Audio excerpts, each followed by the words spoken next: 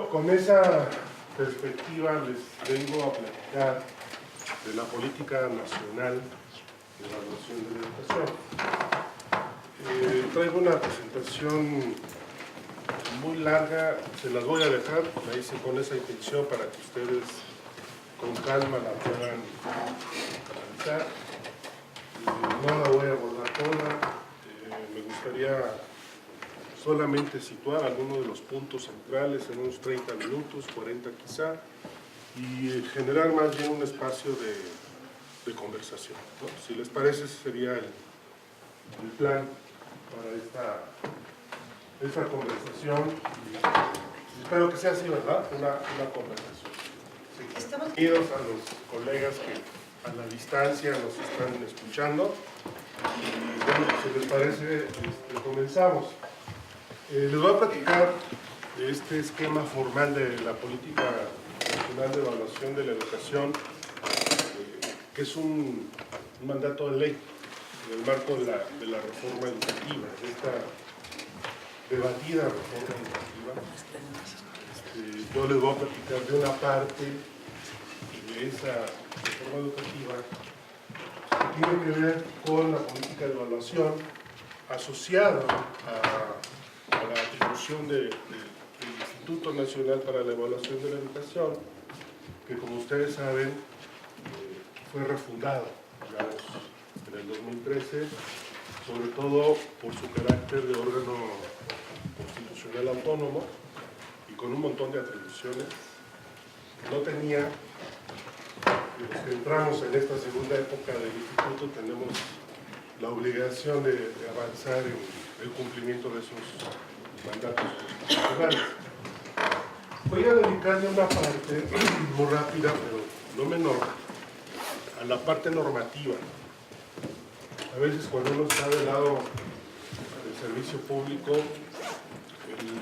el marco teórico se sustituye por el marco normativo, porque hay implicaciones de ley.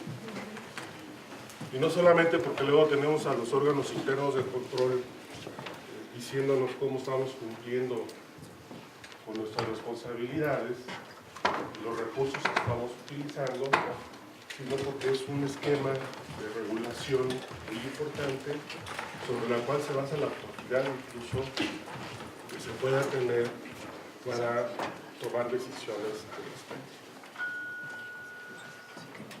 Pero antes de ello, quisiera platicarles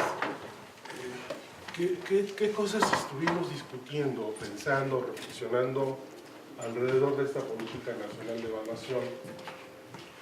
No es que haya un orden, pero tuvimos que ir pensando en distintas dimensiones. Primero en el ámbito internacional, luego un análisis más interno, discutir las tensiones que teníamos en materia de evaluación, lo que la literatura llama la politics, no solamente la decisión del gobierno como policy, sino también los conflictos, ¿no? Externos, por supuesto, pero también internos. Y quisiera platicarles un poquito cómo fuimos conversando o tomando estas consideraciones. Por ejemplo, este es un análisis de la OCDE de 2016,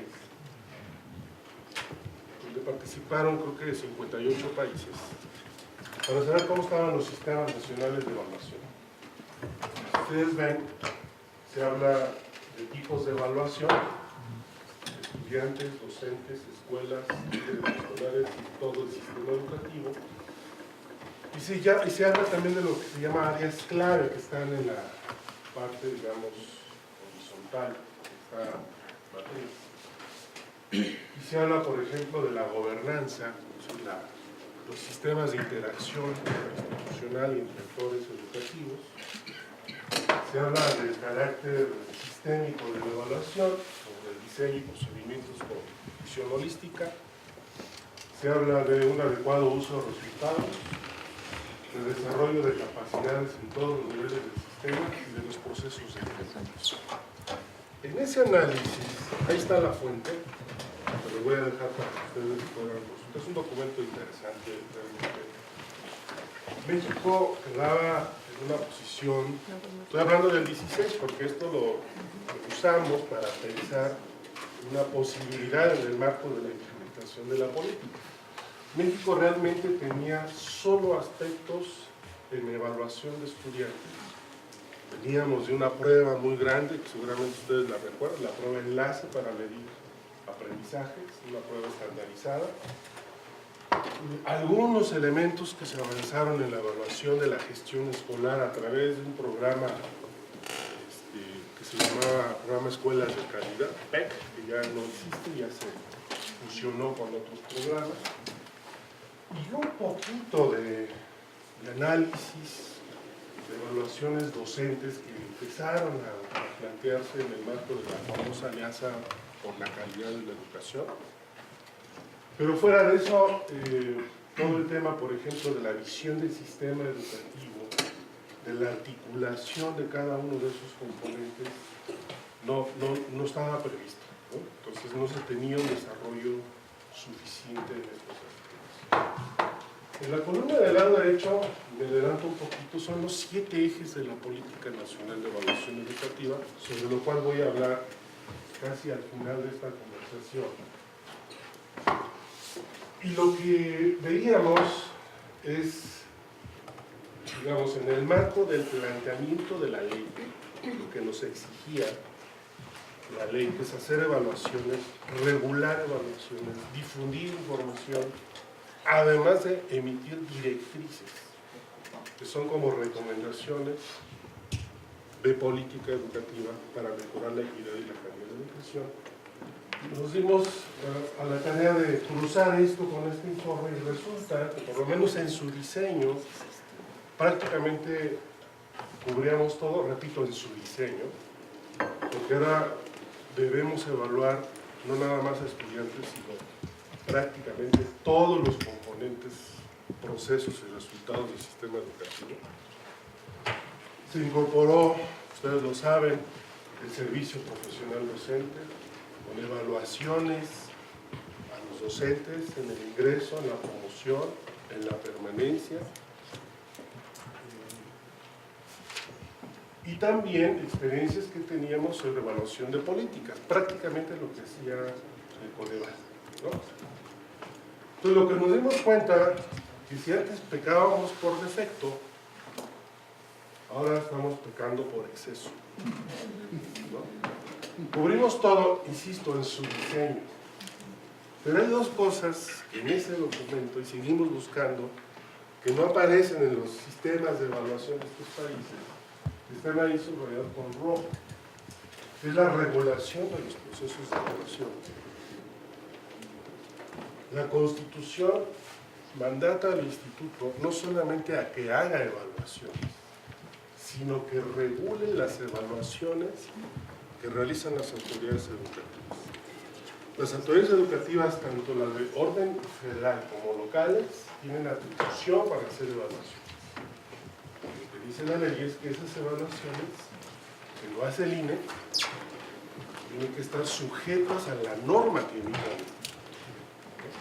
Entonces, no solamente el instituto está obligado a hacer mediciones, evaluaciones, sino regular los procesos de evaluación, además regular en un sentido de norma constitucional. No está en un reglamento cualquiera, no está en la Constitución. Y eso no lo encontramos en ningún sistema como tal de evaluación en el mundo. Y tampoco la idea de emisión y ejecución de directrices para la mejora educativa. Claro, de todas las evaluaciones derivan dos recomendaciones, pero aquí tenemos un estatus constitucional de emisión de directrices que la autoridad, si bien es cierto, no es obligatoria, tiene que atender en su planeación y en su programación educativa. Entonces, esto se los quiero compartir y subrayo esto de todos los nuevos elementos de orden normativo que tuvimos que buscar la manera de generar rutas de operacionalización, ¿verdad? Y ahorita vamos a ver la salida que le fuimos encontrando a esto y todavía el desafío que tenemos, sobre todo para el instituto, de poder implementar los 7 ejes de política que estamos planteando, sobre todo subrayando estos 2 elementos que no aparecen. Otro elemento de discusión que es fundamental es sobre qué hacemos con las evaluaciones. Parte del debate que teníamos es que ahora vamos a evaluar mucho, más de lo que evaluábamos. Y quién sabe si vayamos a mejorar la educación mucho. Uno de los grandes retos es cuánta evaluación para cuánta mejor educación. Porque evaluar ahora cuesta mucho dinero. Entonces, lo que pusimos también en la discusión, y bueno, ¿y cómo se van a usar estos resultados de las evaluaciones? El debate y la discusión sobre las consecuencias de la evaluación, porque además teníamos una ley del servicio profesional docente que planteó consecuencias para ese tipo de evaluación. Con lo que ya sabemos que ha sido la reacción política, pero eso está establecido en la ley. Entonces empezamos a discutir en la literatura cómo se usan los resultados. Ahí tienen una muy rápida síntesis. El uso instrumental para nosotros es el uso más efectivo.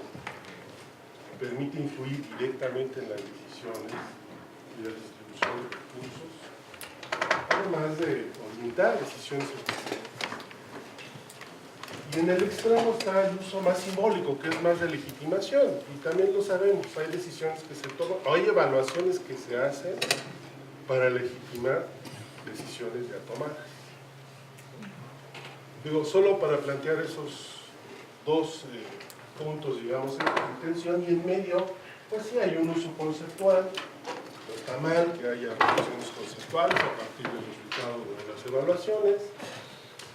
Hay un uso en materia de ilustración, y dominan ciertos ámbitos de realidad, y en otros casos también se propicia la participación, ¿no? Pero la verdad es que tenemos serios problemas, y no nada más en México, en buena parte del mundo, sobre el uso de esos resultados pues, para mejorar las decisiones y el uso de los recursos, sobre todo en materia de política pública. Entonces, esta parte también aparece en la discusión y es parte todavía de los desafíos que tenemos, porque el tema del uso pasa por, primero, un asunto de capacidades de que la gente lo entienda, sobre todo en los sistemas educativos, de quien toma decisiones de alto nivel, pero también los docentes de educación obligatoria, que para que tomen decisiones de mejora tienen que entender eso. Y a veces los resultados o no los entienden o no son suficientes para orientar decisiones de orden pedagógico y de mejora educativa en el ámbito docente. Entonces, teníamos primero una discusión sobre el gran reto de bajar todos estos planteamientos de orden legal, y pasamos ahora a ¿y para qué vamos a hacer todo eso si las evaluaciones no se van a utilizar, se van a guardar en el escrito? Pues tenemos que buscar y hacer un énfasis para que esos resultados de las evaluaciones se utilicen. Bueno, ustedes lo saben, por ejemplo, el caso de Planea. Carlos acaba de escribir bueno, y siempre escribe sobre el tema, pero la verdad Planea se vuelve un sistema de escándalo público y mediático, igual que PISA.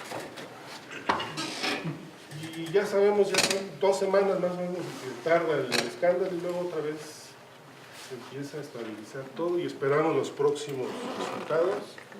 Y otra vez, ¿no? Todo el mundo rasgándose las vestiduras. No hemos podido tomar decisiones que pueden ser tan puntuales. Por ejemplo, si sabemos que los chavos no dominan las matemáticas, tenemos 2/3 de jóvenes que están en el nivel de suficiente, por poner un ejemplo, ¿por qué no hemos generado un programa de formación docente suficientemente sólido con instituciones de educación superior, instituciones que se dedican a la formación, para desarrollar un verdadero programa de formación de docentes en el área de matemáticas y empezar a vincular, digamos, ¿no?, ese tipo de decisiones de política con los resultados de las evaluaciones. En fin, este es un tema que va a aparecer por aquí. Tenemos algunos criterios y algunos mecanismos, pero sí quiero dejarlo en la mesa porque es interesante lo que tenemos. Luego, cuando se desarrolló la primera evaluación en el 2015 del Servicio Profesional Docente, y buena parte de las primeras reacciones era que la evaluación estandarizada no daba cuenta de la práctica docente y de los contextos. Y los contextos en un país como este pues, importan. Entonces se abrió toda una discusión de, bueno, eso quiere decir que le vamos a bajar la vara a las áreas pobres y marginadas, o sea, ellos no deben saber suficientemente matemáticas o español, o qué es lo que exactamente significa. Entonces, para un tema de definición de política de evaluación, pues empezamos a plantearnos estos debates. Entonces tratamos de darle una mirada, esto sí fue básicamente para Latina, de tres variables y su contrario consecuente, ¿no? Primero, cómo se da la relación entre centralización y descentralización en materia de evaluación. Luego, cómo se da la relación entre el carácter obligatorio de una evaluación versus el carácter voluntario. Y eso me remite a un asunto de las consecuencias de la evaluación. Y luego, ¿qué tan estandarizada está la evaluación o cuáles son los esfuerzos de contextualización que se desarrollan? Y bueno, lo que obtuvimos es que Crisol, Experiencias en América Latina, nos habla, sí, de dos modelos. Hay evidencia de sistemas centralizados, obligatorios y estandarizados, que típicamente es el caso mexicano. Y no nomás en materia de evaluación, en materia de política educativa. ¿Sí? Pero también hay modelos que están más inclinados a esquemas descentralizados, son más voluntarios los procesos y están orientados más a los contextos. ¿Sí? Y en esos dos extremos hay posibilidades, hay límites, ¿no? Esto no quiere decir que haya un pronunciamiento al respecto de cuál es la mejor evaluación, porque todos tienen inconvenientes. Los modelos contextualizados, voluntarios y descentralizados, eso no lo decimos aquí, pero tienden mucho a la corrupción de la medida, como dicen los psicómetras, ¿no? Y tienden mucho al censo. Es más, para el caso de experiencias que hay en materia docente, se tiende mucho a la complacencia, ¿no? Lo hemos visto. Si un docente que evalúa a otro docente, pues ahí está en una negociación y yo no te evalúo tan mal para que tú no me evalúes tan mal. Entonces, si hay sesgo, se puede corromper, ¿no?, la medición y se puede prestar a un esquema de negociación, ¿no?, para efectos de no salir tan mal librados en el proceso.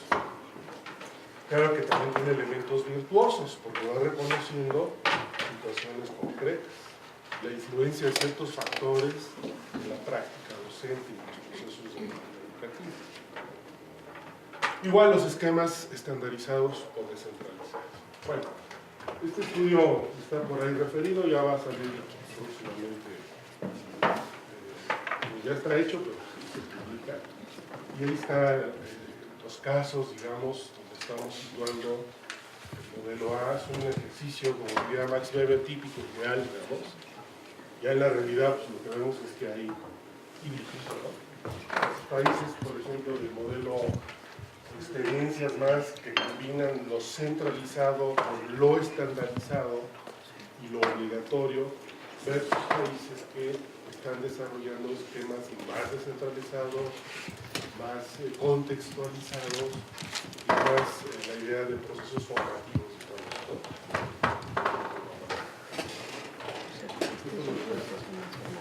Bueno, hasta ahí toda la parte conceptual, académica, técnica. muy a la usanza de decisiones racionales de gobierno.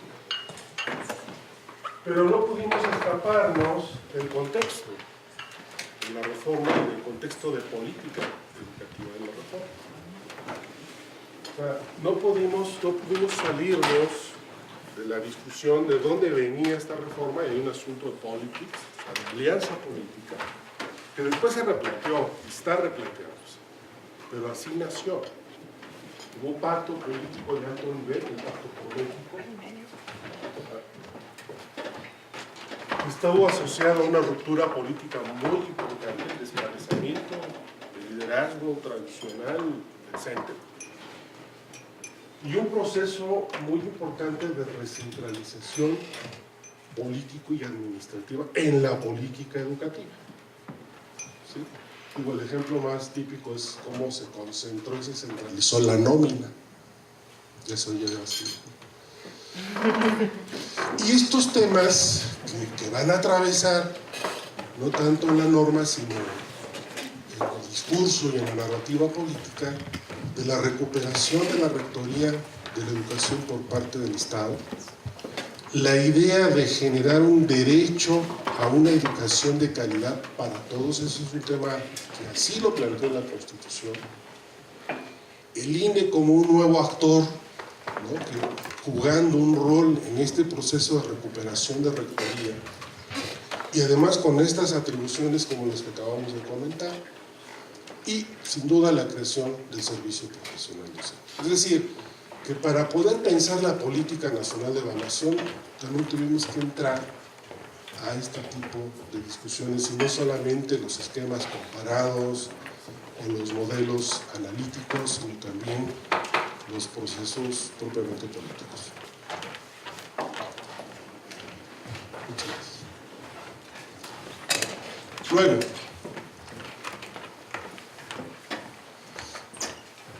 la ley también nos mandata la creación de un sistema nacional de evaluación educativa. Además, el párrafo 3 del artículo 3º constitucional dice que el SNE es el garante de la calidad de los servicios educativos. Perdón si insisto mucho en ello, pero cuando uno convive tanto con abogados, cuando nos dicen que decir que es el garante de la calidad de un servicio educativo en el párrafo 3 del artículo 3º de la Constitución, pues es algo importante. Y esto lo que significa es que el sistema nacional está constituido por todas las autoridades educativas, las federales y las locales, y coordinado y organizado por el instituto. Entonces, cuando vimos esto, dijimos, a ver, bueno, ¿qué es lo que tenemos en materia de evaluación? Pues teníamos los esfuerzos, como ya les refería, de Coneval, que ha hecho esfuerzos en el marco de la evaluación de la política social, de evaluación de políticas y programas educativos. La evaluación del logro de aprendizajes, lo que hacía el INE antes con su prueba de Scale, lo que se hizo con la prueba enlace y lo que ahora se está haciendo con la prueba planea, lo poquito que se estaba haciendo con evaluaciones docentes, además con muchos problemas de corrupción de la medida, digamos, estaba asociado a incentivos. Y también, lo que ya les mencionaba, ejercicios como el programa Escuelas de Calidad, donde había un proceso de evaluación de la gestión, ¿no? Entonces la pregunta es, ¿cómo organizamos todo esto en el marco de un sistema nacional de evaluación? Y pensar en cada uno de estos aspectos nos llevó a varias reflexiones. Por ejemplo, ahorita tenemos todavía una discusión de probable conflicto competencial, como dicen los abogados, entre Coneval y el INE. Porque ambos tenemos atribuciones para evaluar políticas y programas educativos, uno desde la perspectiva social y otros desde la perspectiva de la política educativa. Entonces, ahí incluso tenemos algunas diferencias de orden metodológico. El Coneval además ha generado un esquema metodológico y sí regula en ese sentido cuando encarga las evaluaciones. Pero nosotros tenemos facultades en el inciso B de la fracción 9 de la Constitución para regular los procesos de evaluación educativa. Digo, esto no es menor porque va a generar la necesidad de una apuesta en común y un esquema de cooperación que nos permita que lo que hace Coneval y lo que hagamos nosotros, al final del día, sirva para los efectos de hacer mejores políticas educativas. Me refiero al sector educativo. Bueno, las lógicas de esto son diferentes. La lógica de Planea, la lógica del servicio profesional y la lógica de las evaluaciones de gestión son diferentes. Entonces, con la política nacional lo que estamos buscando es darle un cierto alineamiento, por decirlo así, a todo este tipo de esfuerzos. Y luego, se nos colaron ideas que habría que poner en orden. Ya les había mencionado uno, la idea de rectoría, pero también se coló en esa idea de rectoría la idea de mérito, sobre todo en el caso del servicio profesional docente. Se nos coló la idea del derecho, cómo hacer efectivo el derecho a una educación de calidad. Y se nos coló la idea de la autonomía del INE. Y ese es otro tema importante, cómo el INE ejerce su autonomía. Entonces empezamos a discutir qué es lo que esto significaría y ver si esto pudiera en todo caso tener algún esquema de alineamiento. Por ejemplo, en el caso de rectoría, lo que sabemos, o sea, recuperar la rectoría del Estado es romper con esa relación sindical y corporativa y pasarlo a un esquema de decisión mucho más transparente, ¿no? Pasar de uno al otro, se está avanzando, pero todavía no podemos cantar victoria, porque necesitamos reorganizar el sistema que se organizó por mucho tiempo en esa alianza, o a partir de esa alianza, y además empezar a producir política pública con esas reglas del juego, esas nuevas reglas del juego.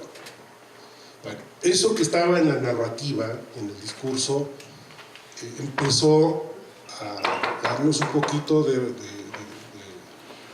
crítica sobre cómo hacer que esto pase por el esquema de mérito desde la perspectiva de la evaluación. Y entonces salió el tema de la medición, cómo vamos a medir ese mérito. Y ahí hay un debate. Ahorita estamos hegemonizados por la psicometría para medir el mérito. El mérito en los docentes y el mérito en los alumnos. Tenemos un asunto que ha sido típico de la evaluación, que de inmediato cuando medimos clasificamos y hacemos rankings, ¿no?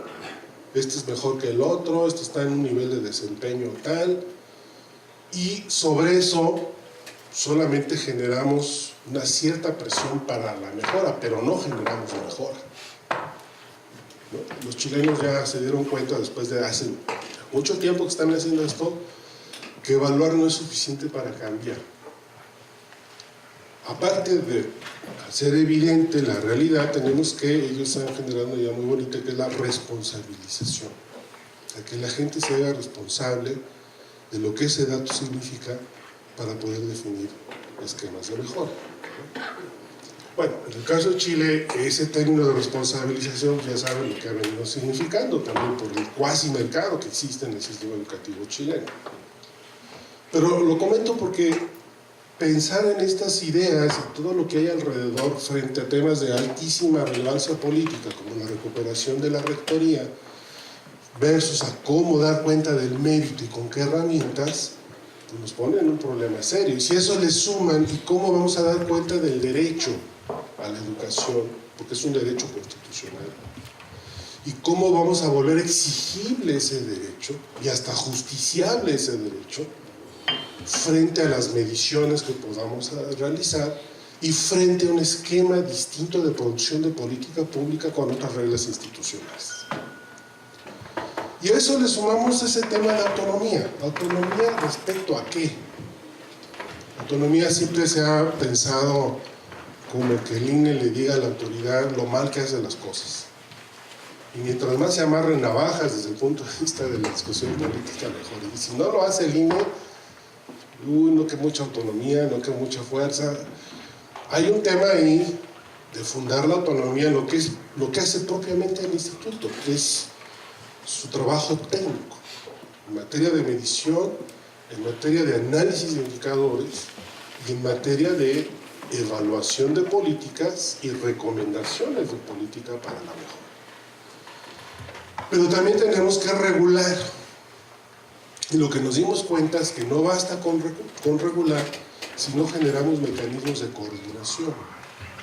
El aprendizaje que hemos tenido en muchos ámbitos es que el INE está jugando un papel de agencia muy importante. O sea, el hecho de que el INE diga o proponga hay que hacer esto e impulse a hacerlo genera un cierto esquema de movilización entre los actores. Y por lo tanto tenemos el gran reto hoy de la incidencia política. Y dicho sea de paso, eso nos ha planteado un gran reto. Pasar de toda esa experiencia técnica al ámbito político nos ha obligado a desarrollar capacidades que el Instituto no tenía en su horizonte. Por ejemplo, la capacidad de cabildeo político. O sea, no basta solamente con decir, esta es la evidencia mucho más sólida que tenemos para reconocer cómo estamos en materia educativa, sino también tenemos que discutir la factibilidad de esas decisiones frente a las autoridades educativas, que son las que tienen de tomar decisiones para la mejora. El INE ya no toma decisiones para la mejora. Hace evaluaciones, difunde información y recomienda. Y juega con la ley para presionar un poco a la autoridad educativa. Por cierto, que el tema de incidencia política nos está llevando a repensar el juego de actores. Por ejemplo, el Congreso, sociedad civil y academia. O sea, pero ya no solamente como aliados para hacer buenos instrumentos de medición, sino aliados para que la autoridad pueda tomar, o más bien para presionar a que la autoridad tome las decisiones más adecuadas desde el punto de vista de las directrices que emite el Instituto. Bueno, esos son ejemplos de qué cosas empezamos a discutir y seguimos discutiendo en ese terreno. Ahora, muy rápidamente, esto que he estado insistiendo, el marco normativo. La fracción 9 del artículo 3 constitucional tiene 3 incisos, pero miren, es un poco lo que les decía, para garantizar la prestación de servicios educativos de calidad, se crea el Sistema Nacional de Evaluación y su coordinación estará a cargo del INE. ¿Y qué tiene que hacer el INE? Diseñar y realizar las mediciones que correspondan a componentes, procesos y resultados del sistema. 2, expedir los lineamientos a los que se sujetarán las autoridades educativas federales y locales para llevarlas a cabo las funciones de evaluación. Y el inciso C, generar y difundir información y, con base en esta, emitir directrices que sean relevantes para contribuir a las decisiones que mejoren la calidad de la educación. De ese tamaño es el compromiso constitucional. Y en la ley del INE tenemos una ley, la ley reglamentaria, señala que el SNE debe establecer la coordinación entre autoridades educativas, formular políticas con todas estas características integrales, sistemáticas, continuas, promover la congruencia de los planes, programas y acciones de la autoridad educativa con las directrices que emite el Instituto, además de analizar, sistematizar, administrar, difundir información que contribuya a evaluar pues, todos los componentes del SEN, del Sistema Educativo Nacional, y además de todo eso, verificar el grado de cumplimiento de objetivos y metas del sistema educativo. Luego es interesante porque ya cuando vamos analizando los artículos, nos dice que debe de existir una política nacional de evaluación educativa que integre los proyectos y acciones que se realizan en materia de evaluación. Y vean la columna de medio, este es sensacional. Todo lo que tiene que establecer la política nacional de evaluación. Objetos, métodos, parámetros, instrumentos y procedimientos de evaluación. Directrices, indicadores, alcances y consecuencias, mecanismos de difusión, distinción entre la evaluación de personas y las instituciones, y la del SEN en su conjunto, las acciones para establecer una cultura, y luego dice 8, y todos los demás elementos que establezcan las fechas, ¿no? Digo, es que cuando quien hizo esto, el legislador que lo hizo, o el asesor del legislador que propuso esto y que fue acordado, pues no se dio cuenta que esto después hay que verlo en la expresión institucional, porque todo esto requiere recursos públicos y requiere estructura organizacional y requiere recurso humano para que esto se lleve a cabo, ¿no? Entonces, de ese tamaño es el asunto. Bueno, luego aparece, por lo tanto, el tema de la relación entre las entidades federativas y el centro. Y eso, obviamente, frente a la discusión que habíamos conversado, aparece el asunto de qué tan estandarizada o qué tan contextualizada vamos a pensar la evaluación, en qué sentido la vamos a pensar, con qué tipo de esquema de relación intergubernamental rige, eso es lo que significa, qué relación intergubernamental, qué tensiones hay en las decisiones que se toman en el sistema, en las mesoestructuras del sistema y en las propias escuelas. Y lo que concluimos de manera muy clara es que este modelo, no solamente de política educativa, sino que habíamos venido avanzando en materia de evaluación, es un modelo jerárquico, centralizado y dominante, ¿no? Entonces, la pregunta que nos hicimos, ¿podemos replantear eso desde el punto de vista de la evaluación? Entonces tuvimos que mirar a los estados. Y ahí en los estados nos encontramos una debilidad y una fragilidad institucional sorprendente. Este es un mapa que muestra cómo están las áreas estatales de evaluación. Entonces están hechas de chile, de dulce y de manteca. O sea, la verdad es que hay una heterogeneidad enorme. En algunos casos son departamentos, otros ni a departamentos llegan, en otros son a veces institutos que luego se desdibujaron por la presencia del INE. Otros tienen el nivel de su dirección, la cantidad de personas es muy diferente, casi todos ellos reclutando docentes casi como comisionados, técnicos pero comisionados, con poco personal, digamos, formado en temas de evaluación. Entonces la primera pregunta es si con esto podemos cambiar el modelo jerárquico centralizado. Y además, como nos decían los colegas de las áreas de evaluación de los estados, nosotros solamente cargamos cajas. Así. ¿Y qué es eso de cargar? Pues sí, con los operativos nacionales de evaluación. O sea, imagínense cargar las cajas de los exámenes, llevarlos a la aplicación, la muestra de escuelas, trasladarlos, aplicarlos, movilizar a los aplicadores, garantizar que no haya cochupo en los aplicadores, el supervisor, todos los que hemos hecho trabajo de campo sabemos todo lo que eso significa, sobre todo con esa gran escala. Y luego regresarlos, en algunos casos compramos hojas de lector óptico para leer la información. Pero fíjense, el 66% de la gente que nos respondió en el cuestionario se dedican a la operación y el 21% al análisis de la información, que no es más que después cuando el INE les manda los resultados, ¿no?, para decirles que dos tercios de los estudiantes secundarios están en condición de insuficiente, ¿no? Entonces la pregunta que nos hacíamos, ¿no es necesario romper también con este esquema de que el centro esté haciendo estudios muy rigurosos, porque son muy rigurosos, se los mande en un esquema de distribución que solamente sirve para decir tú estás mal y tú estás bien, y no involucramos a las áreas locales para generar una masa crítica, una formación, un proceso incluso que pueda no solamente usar mejor los resultados, sino impulsar otro tipo de estudios apropiados al contexto? Son las preguntas que nos hacemos. Y para acabarla, no hay lana, no tienen dinero.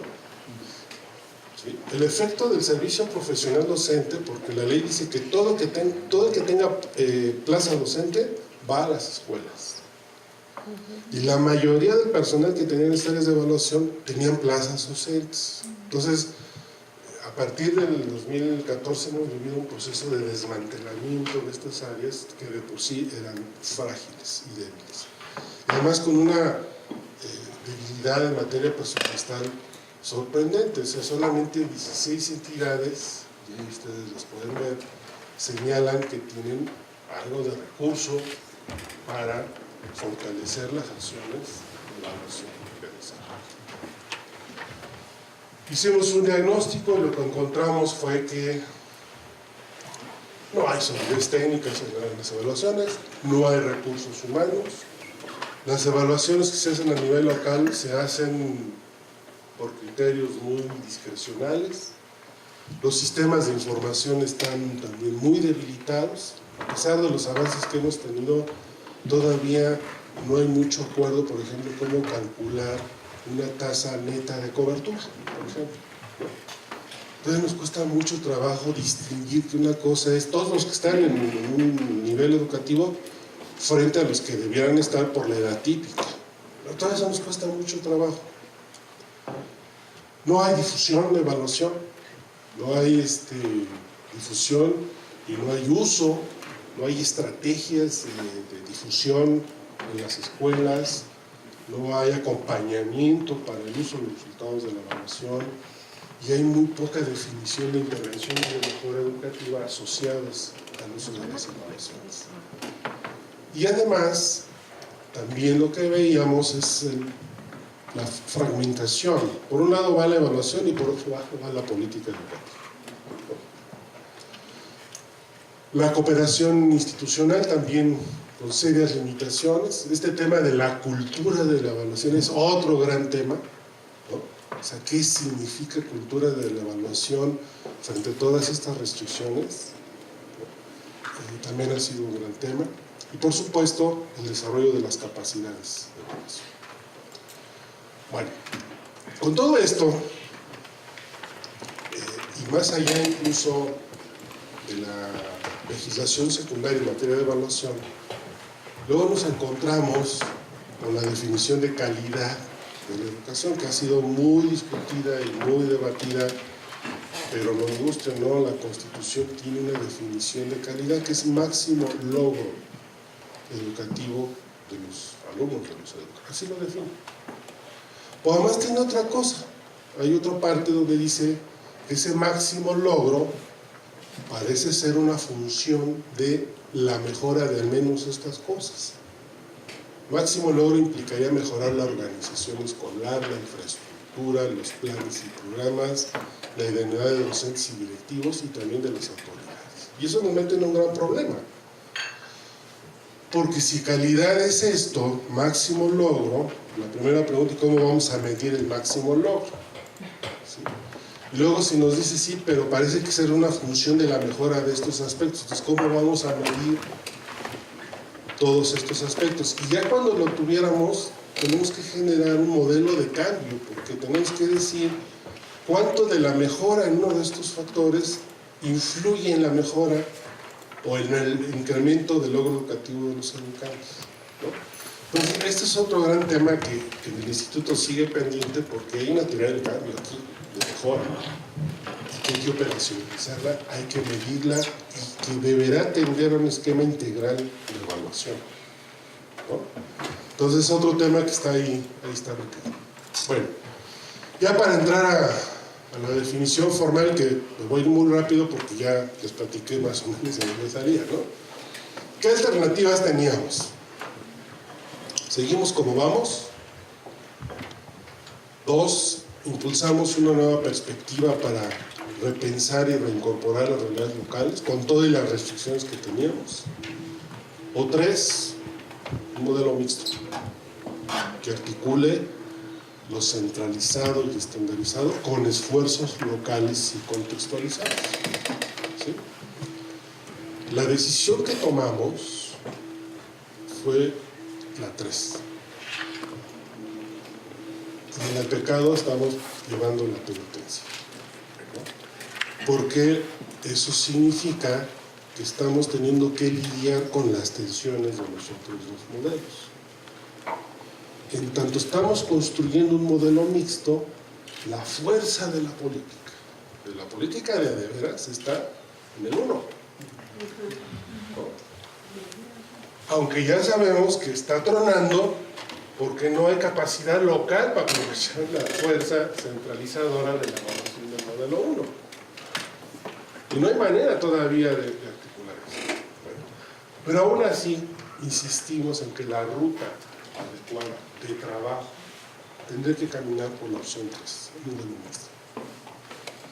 Y entonces, eso obviamente nos debía llevar a replantear el modelo de relación intergubernamental, que es centralizado y vertical, por uno que empujara un esquema de coordinación entre las autoridades locales. Y es ahí donde empezamos a tener los problemas, porque habría que empezar a resolver todos estos vacíos y todas esas debilidades, entre otras cosas, las capacidades locales, ¿no? Como un elemento fundamental. Bueno, una vez tenido todo esto, entonces pasamos a la parte formal. Tenemos el documento de política, les voy a dejar 2 ejemplares, está en la página del instituto, es el documento formal, y también existe el documento del Sistema Nacional de Evaluación Educativa. Y estos son los objetivos que estamos planteando. Es una política que defina propósitos, orientaciones generales y acciones que deberán atender todos los actores del Sistema Nacional de Evaluación Educativa. Y fíjense cómo jugamos con la narrativa, ¿no? El rol del Estado como garante del derecho de una educación de calidad para todos. 2, las propuestas coordinadas de evaluación es algo a lo que le estamos poniendo mucho énfasis. Tenemos ya experiencias interesantes iniciales, pero interesantes en el ámbito local. 3, articular los proyectos de evaluación del INE con lo que hacen las autoridades educativas. Hoy tenemos 2 planeas, ustedes lo saben. Una que es del sistema y otra que es la de las escuelas. La de las escuelas la hace la SEP y la del sistema la hace el INE, aunque están alineados desde el punto de vista de los instrumentos, ¿no?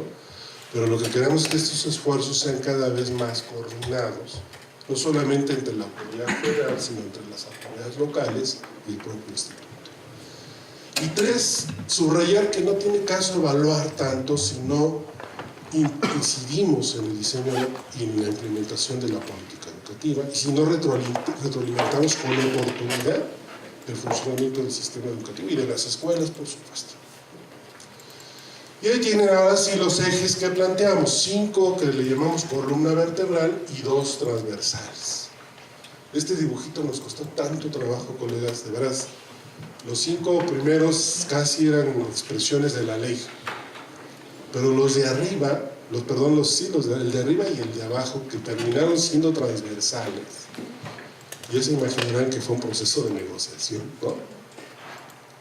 En el fondo apostaban, o tienen la apuesta, porque finalmente quedó, del modelo 3 que les platiqué, ¿verdad? Porque ¿de qué sirve seguir haciendo evaluaciones si no fortalecemos capacidades locales, que es el eje de abajo, ¿no? ¿De qué sirve seguir haciendo evaluaciones de este nivel nacional si no generamos un buen mecanismo de coordinación y de cooperación entre autoridades educativas?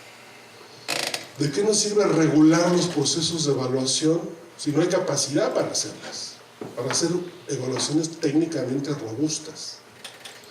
¿De qué nos sirve desarrollar o impulsar sistemas de información e indicadores clave de equidad y calidad si no hemos resuelto todavía los problemas de definición de ciertos indicadores en el ámbito local, ¿no? ¿Cómo difundir y usar los resultados de la evaluación si no lo logramos donde tenemos que lograrlo, que es en el sistema escolar, con los docentes, con los directores, con los padres de familia, con los supervisores? Y también, ¿cómo vamos a emitir ejecución de directrices si más tardamos en emitirlas que la autoridad dijo muy bien y los guarda?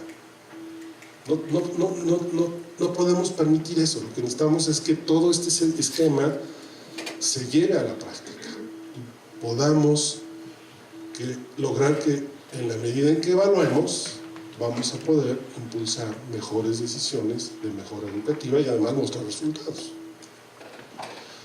Cada uno de los ejes tiene esta estructura objetivos y proyectos sustantivos. Esto ya es una lógica muy programática, típica, pero es muy importante.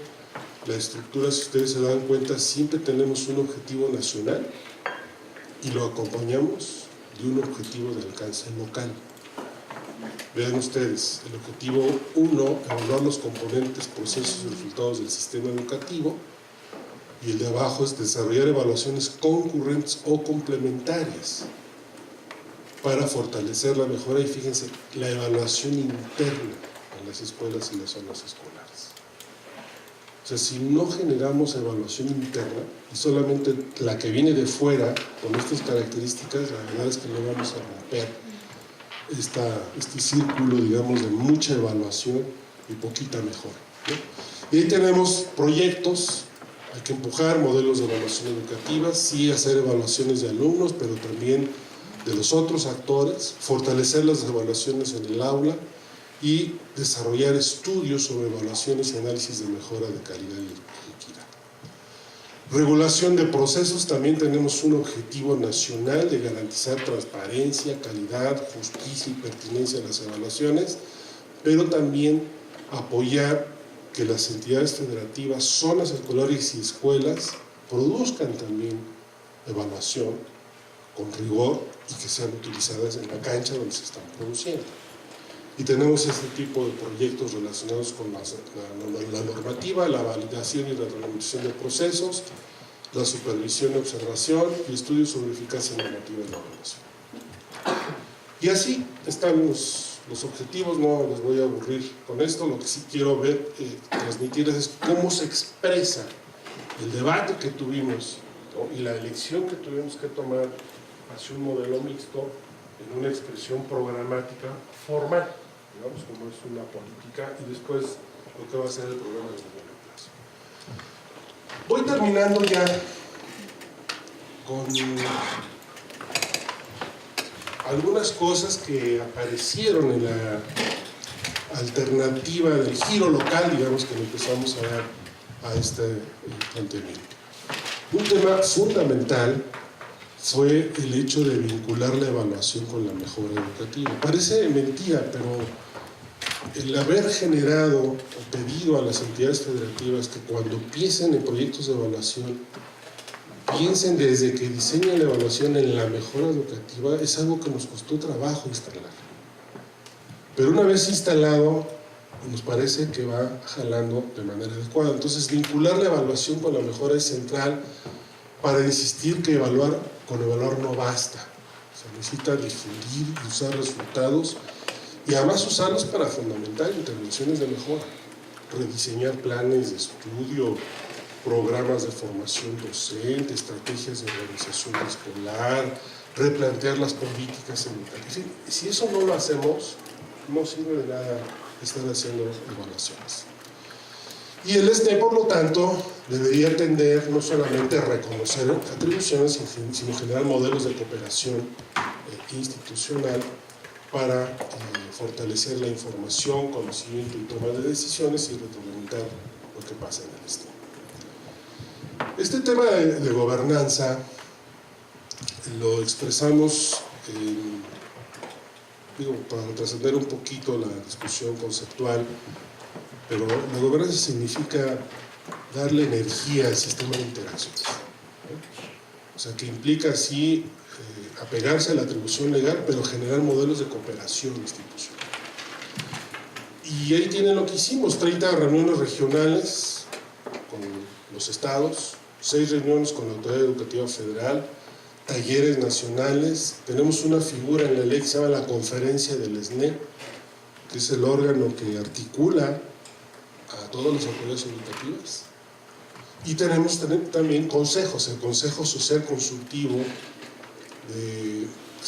aglutina a organizaciones de la sociedad civil, a los consejos técnicos especializados que tiene el instituto, al Consejo de Vinculación con autoridades educativas y el Consejo Pedagógico en materia de evaluación. Bueno, figuras colegiadas que también necesitamos que vayan refrescando los procesos relacionados con la evaluación y la mejora educativa.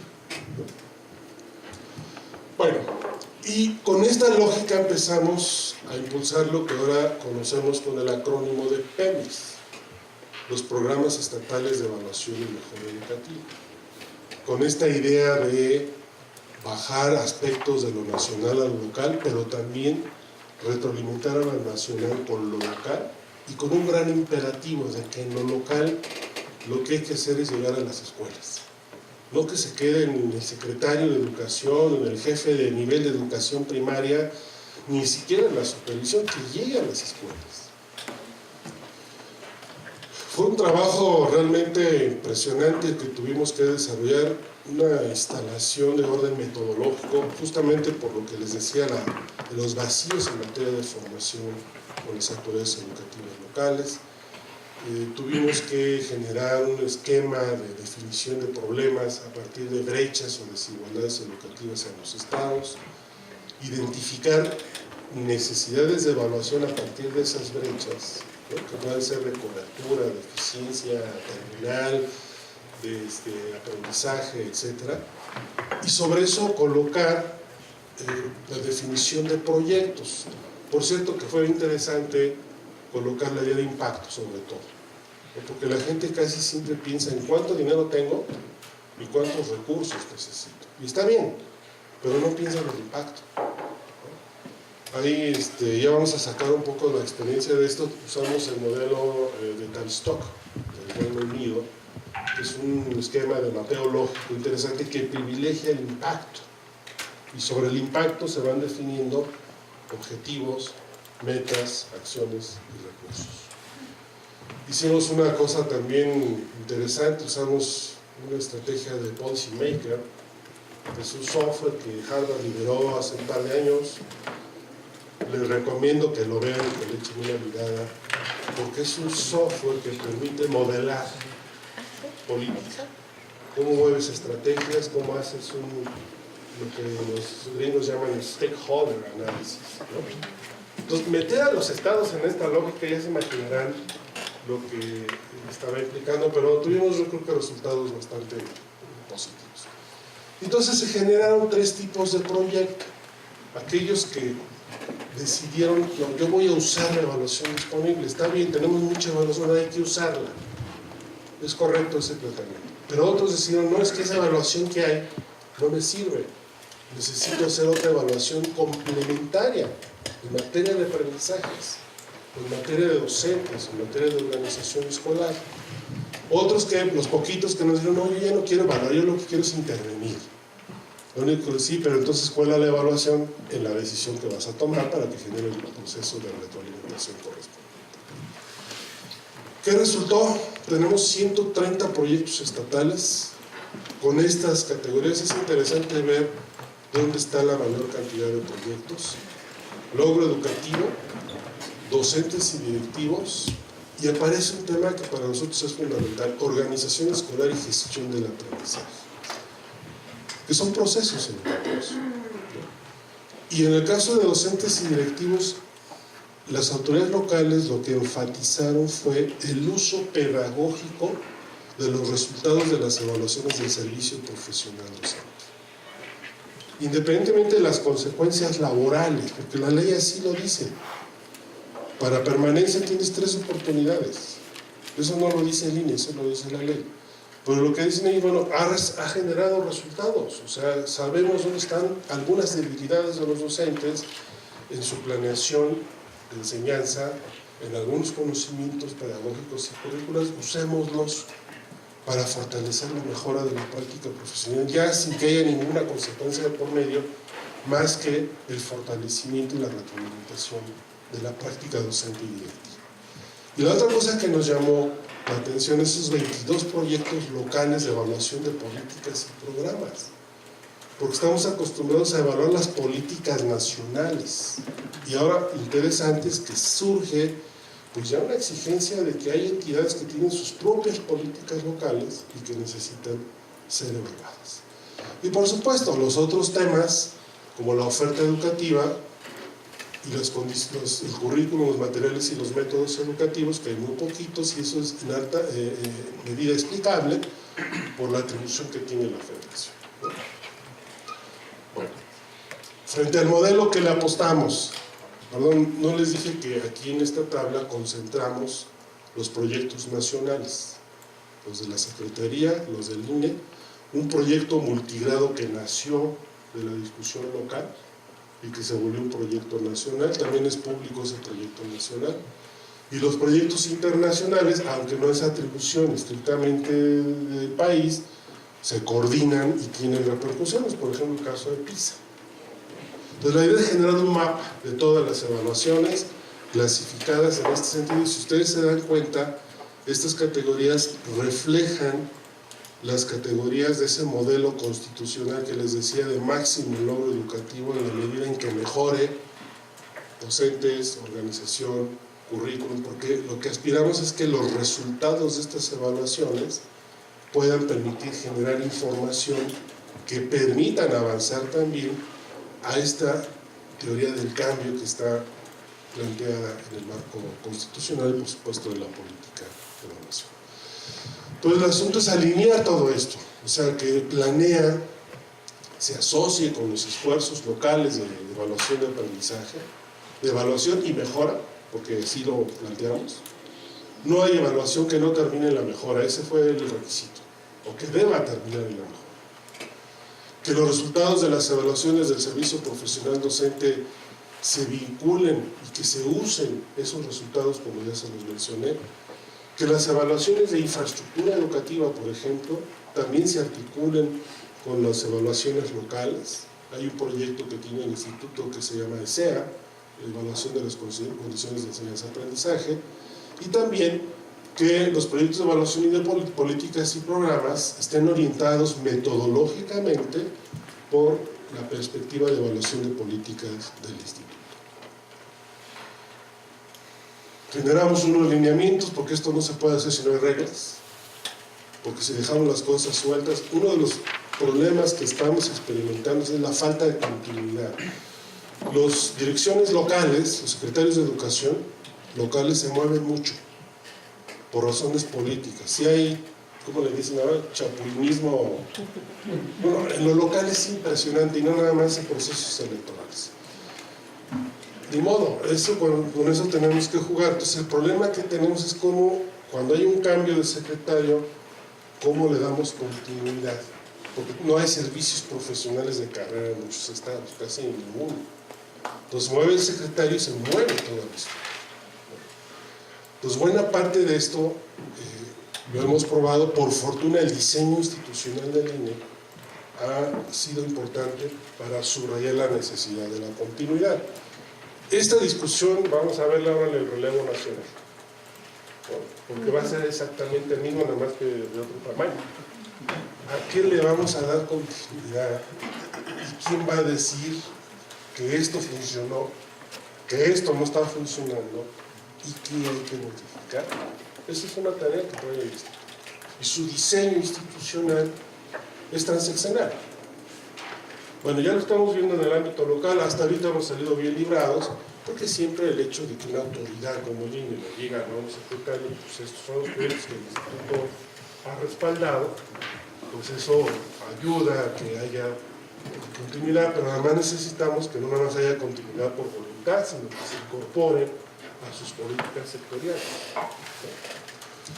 Termino con los desafíos. Tenemos un sistema de monitoreo y seguimiento. Este es el mapa que, si ahora cuando ustedes revisan la presentación, comparan el primer mapita que les presenté con este ya es más coherente, por lo menos, tiene definiciones de proyectos por entidades federativas, con esta lógica y esta metodología que les comenté.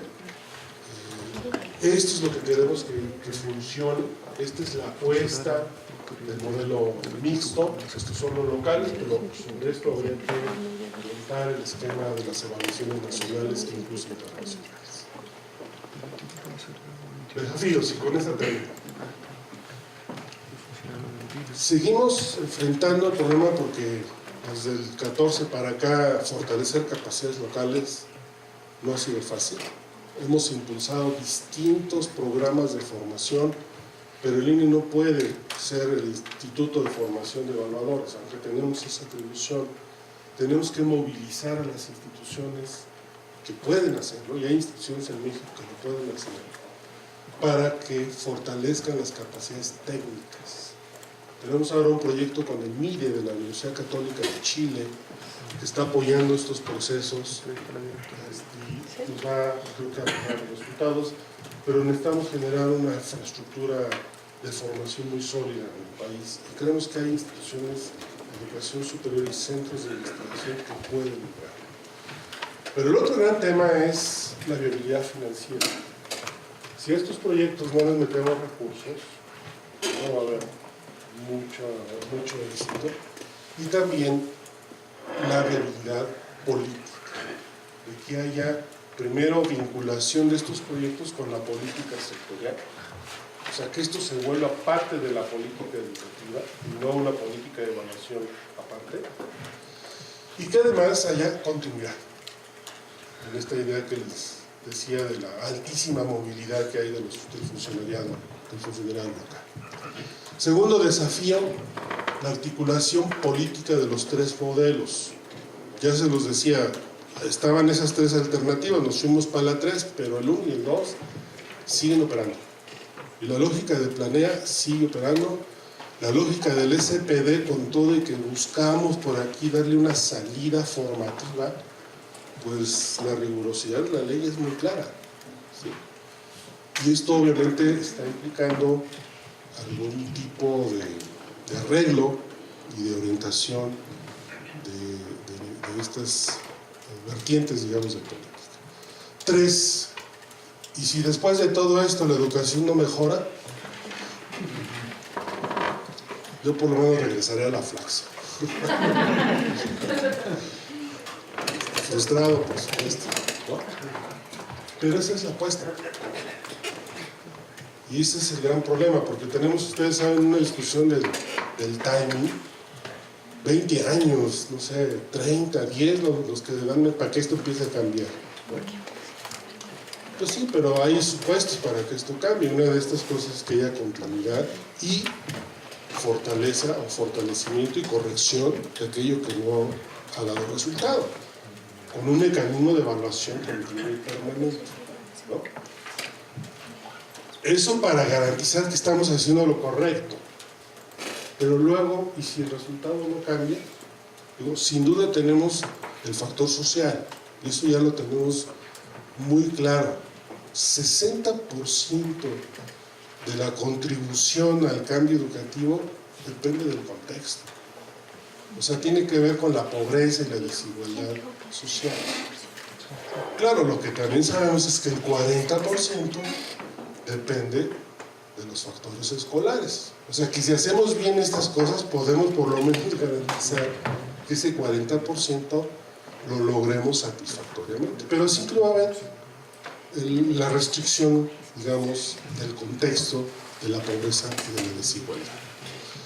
Cuarto, el interjuego político y cambio posible de la correlación de fuerzas. Está bien gramsciano esto, pero de la transición gubernamental. Pasé de Vildavsky a Gramsci. Y 5, la continuidad de la perspectiva de Estado, que tiene que ver con la capacidad del INE de influir en la agenda de la política educativa del próximo gobierno, gane quien gane. Entonces, pues esto es lo que yo quería platicarles. Ahí está la presentación, ahí están los documentos, y estoy abierto para cualquier comentario y pregunta, aunque no las pueda responder todas. Muchas gracias.